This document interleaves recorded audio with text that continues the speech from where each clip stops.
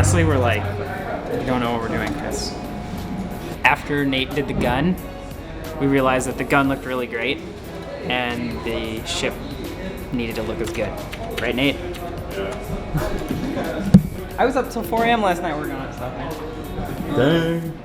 Well, I finished the navigation console, so we can talk about that later. Cool. And then I'm gonna work on the ship flight code today. So we should have a good idea of what flying around feels like. So Alex, your keyboard is blank. Yeah. Why? I'm not even getting into it because Brandon is gonna be a jerk. Well, tell us that. It's PVT plastic, so you can't have registration marks on PVT or they'll wear out instantly.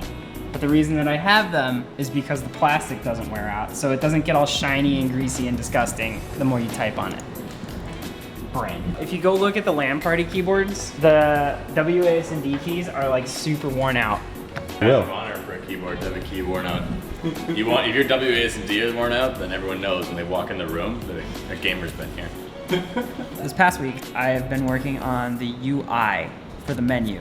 Normally, UI obviously is pretty simplistic. You have a menu and you have your options and your start game and your quit. But in virtual reality, things are a little bit different because you can't have a flat screen over your camera. Everything has to be in world space. You could have a HUD, you know, kind of like Iron Man or something, but it's a bit disorienting, so it's a lot better to have a world space UI. Since at the moment I don't have a controller, but I know I'm gonna have a controller that can be tracked in space and I can point at things. I know that what I'm going to want down the road is I'll have a floating hand controller that I can physically point at the different menus and pull a trigger to click the button. But right now I have to simulate that with my face. So I'm just looking at the menu to highlight and pressing enter to interact with anything. In the final game, obviously right now I'm seated, but in the final game I'll be able to walk around this bar, walk up to screens however I want, and look at things to interact with them. So the way that this is set up is we basically have create game, join game screen for multiplayer. Here's where you can select your different character attributes, like there's the male character, female character, robot character. You can select which ship you want. The other tricky thing that we're gonna have to deal with is it's really hard to read, kind of, in VR. It's sort of taxing on your eyes to try and read so much. So a lot of this will eventually be switched out with graphics rather than text. On my screen right now, the shadow play, you can read all of these things. It says join zone, player name, all the way down. Those are just fake servers. And then there's like numbers next to it, and then it says FFA. But in the Oculus, I can't read that at all. It's just blobs.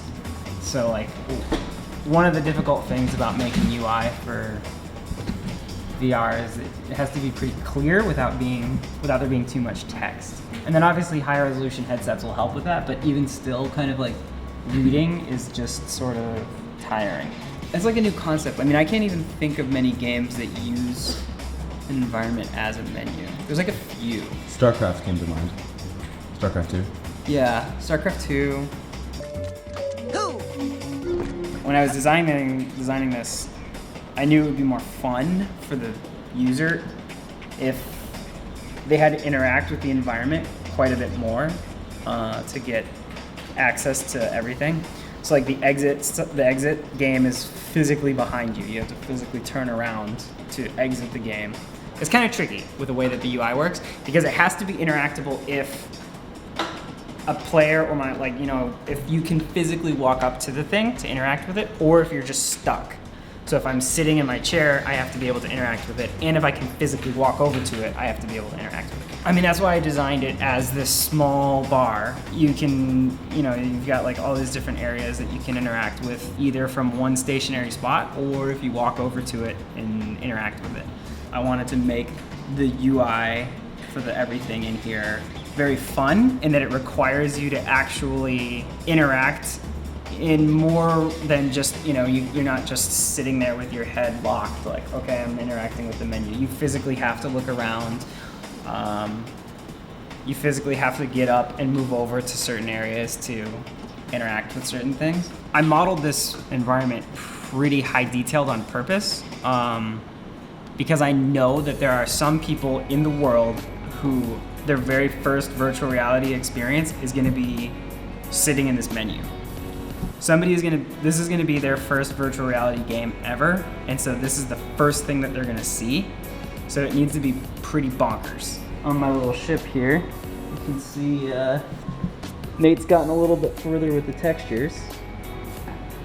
The people who built these things sort of perceive the past stuff as working, so they would see planes before and think, oh, I need these things that are extended off the side of my ship. Not necessarily as, you know,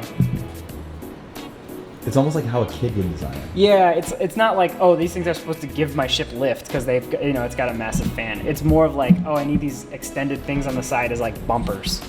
They must be bumpers so that the ships don't bump into each other. Not so much as like wings. It's like so far into the future that they just forget how stuff works. It takes place on Earth. Way in the future though. After we've run out of water. But that's all the information I'll give about it. I forgot that we'd never actually done a proper breakdown of the VFX. I thought we did because we did it behind the scenes, but the behind the scenes was just that. It was like behind the scenes footage, and we never actually did the breakdown of the effects. But Wallet and phone.